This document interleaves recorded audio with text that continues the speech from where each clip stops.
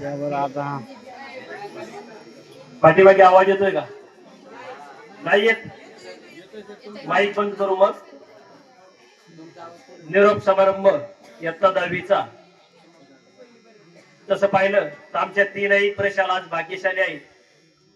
आमचे गेले 25 वर्षापासून आमच्यावर सतत प्रेम करणारे, आम्हाला शिक्षण क्षेत्रात ज्यांनी उभा केलं त्यांच्यामुळं आज तुम्ही आम्हाला ओळखू लागले की आमचे ज्येष्ठ मार्गदर्शक तथा आधार परिवाराचे सर्वेसर्वा तथा राज्याचे शिक्षण क्षेत्रातील मार्गदर्शक नवनियुक्त गट शिक्षण अधिकारी श्री प्रवीण कुमार काळम पाटील, त्यांच्यासोबत आमचे ज्येष्ठ मार्गदर्शक माजी चेअरमन नामदेवराव शिंदे सर, या केंद्राचे केंद्र प्रमुख माजी संचालक नरुटे सर, चव्हाण सर, आपल्या प्रशालेच्या समितीचे अध्यक्ष शेषराव कापसे, आमचे सर्व ज्येष्ठ तथा युवा सहकारी मित्र, आमच्या सर्व भगिनी आंधळ मॅडम सोडून, हा हसू येतच,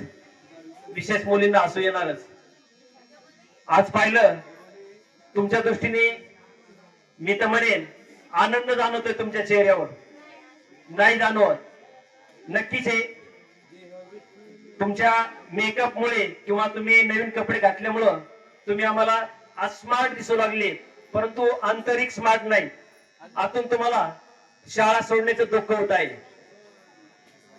या ठिकाणी तुम्हाला मी नेहमी सांगणारेच वाक्य सांगणारे, परत रिपीट,